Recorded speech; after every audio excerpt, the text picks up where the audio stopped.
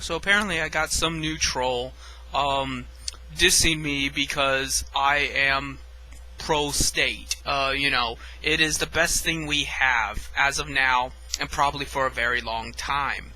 See, he seems to think that whenever I bash moderators, the same could apply to the state, such as the circle jerk by a few, the wrongful accusations and enforcement of gratuitous rules that only apply to some, not to everybody. This is not how the state works. There is a difference between private capital and the state, even down to philosophically and to morally. The implications are very different. Populism is reactionary. I'm not going to deny that. Populism tends to divide people, and nationalism, that third way mentality, does not work. But it is a transitional thing. Socialism is the state. Communism is humanity. That's the difference. And unfortunately, a lot of times we do need socialism in order to achieve communism. And a lot of times socialism can very easily transform into nationalism, fascism, all those other isms that end up creating populism.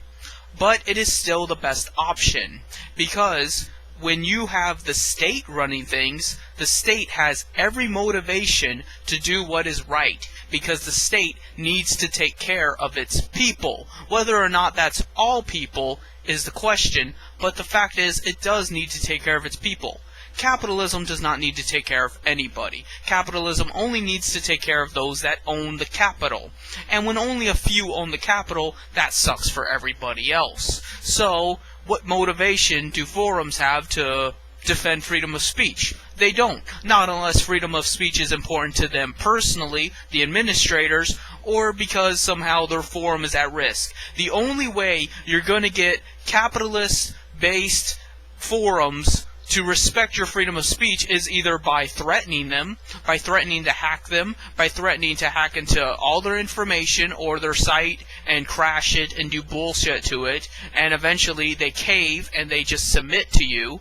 Or B, if they personally want to do it, as if it's something they feel like doing. But then that's not really freedom of speech, because that could change at any time. There is no motivation, there is no responsibility, there is no accountability. But the state, if the state does not take care of you, the state does not exist. Not simply by force, not simply by rebellion of people standing up for themselves and toppling the state, but because the state has to compete with other states. If America does not take care of Americans, Iran, North Korea, China, Russia, all these other people are going to rape America. So America has to value Americans' freedoms to the extent to motivate them to want to work within the system, to protect the system, and be part of the system. Do you see what I'm saying? Capitalism does not work like that, because capitalism has no need to work like that. Capitalism is not competitive, no matter what you want to think. You may want to think it's competitive, but only employees have to be competitive. Capital owners themselves do not. And that is why they get to just do whatever the fuck they want and have no accountability whatsoever. That's why the banks get away with what they want to. That's why the mortgage companies get away with what they want to. That's why the creditors, that's why the insurance companies, that's why the pharmacies, that's why everyone is a fucking mafia. Because they have no motivation whatsoever. There is nothing for them to worry about. They never have to worry about losing power. They never have to worry about losing their wealth in actuality. Their wealth will always be there, and there is nothing anybody else can do about it so long as they are obligated to follow rules as accordance to that private capital. So do you see what I am saying? When you take out capitalism and all you have is the people and the state, it is up to the state to parent the people, or else if the people die, the state dies. And if the state dies, the people are still alive but don't know how to take care of themselves and will degenerate into anarchy and fucking capitalism. So we come back to the same thing. The state is the best option for securing both itself and the people. The state has every motivation to act in kindness and act in dignity to the people, or else there is no state. Not simply because of rebellions and violence, but because by the very nature of the state it requires the people.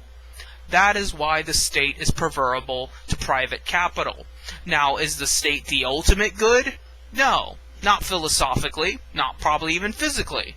But as of right now, as realistically as we are in today's society, that is the best option we have. We have to use the state to eventually conglomerate the people within the state and make them both one and the same.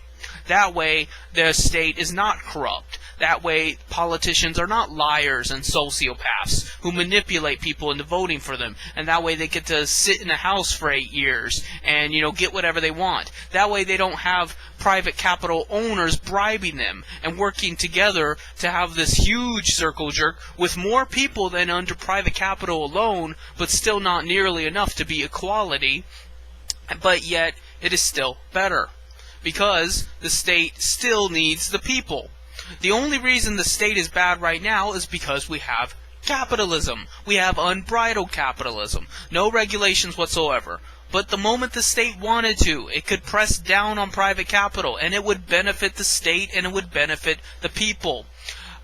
In 1970-something, on average, a CEO earned like 13 times what your average employee did. Now that number is something like 67 times the amount. There is no reason for an executive to have that much money. That is grotesque. There is nothing he does that could be that worthy of that much money. I don't care how hard he works. All of us work hard.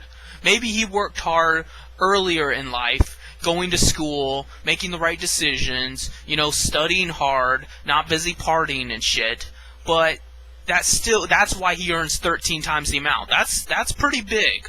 With 13 times the amount of the money, you can live pretty comfortably. You never really have to worry about a car accident or your house burning down, because you can afford to live, and to live comfortably. But, that's not enough for Americans. Especially, and I say Americans, but pretty much anyone in the West, but especially America.